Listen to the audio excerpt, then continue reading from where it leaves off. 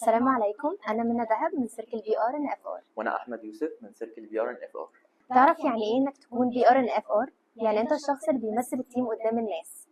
انت اللي بتحاول تحافظ على صورة التيم ان هي تكون واضحة، احترافية وكمان جذابة، من اول بوست بيتنشر لحد اجتماع مع شريك محتمل. واوعى تنسى ان دورك بيأثر على كل اللي حوالينا. البي ار والاف ار معناهم العلاقات العامه وتوفير التمويل، يعني احنا اللي بنتعامل مع العالم الخارجي بشكل مباشر، بحيث ان احنا بنبني علاقات مع جهات تانية وبننظم فعاليات وبنوصل صوت التيم للناس اللي بره. طيب هو ليه نختار بي ار ان اف ار؟ لو بتحب تتواصل مع الناس وعندك مهارة انك تفكر بسرعة، وكمان بتحب انك تبني علاقات مع ناس ممكن دي تكون اول مرة تتعرف عليهم، يبقى اكيد المكان ده ليك. طيب ايه اللي متعلمه في السيركل دي؟ بنتعلم ازاي ننظم ايفنتات ونكتب ميل احترافي، وازاي نعمل ميتنج رسمي مع شركات ونعرض فكرتنا عليهم ونعمل معاهم سبونسر شيب، وازاي دايما نمثل الفريق بافضل شكل ممكن. بس هو ايه الفرق بين البي ار والاف ار؟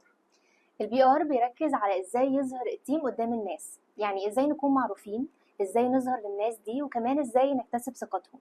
انما الاف ار هو بيركز على الدعم المادي للتيم، سواء من رعاة، من شركاء، او حتى من موارد تساعدنا على تحقيق اهدافنا. تفتكر ايه هي المهارات المفروض تكون موجودة في شخص حابب انه ينضم لسيركل بي ار ان اف ار؟ اهم حاجه انك تكون لبق سريع البديهه، بتعرف تقنع وتفاوض، وكمان بتعرف تشتغل تحت ضغط، تفكر بره الصندوق، تكون منظم، لو شايف انك تعرف تخلي صوت التيم يوصل صح، وتقدر تفتح ابواب جديده وتخلق فرص التعاون والدعم. يبقى مكانك في بي ار ان اف ار. قدم دلوقتي وابدا رحلتك.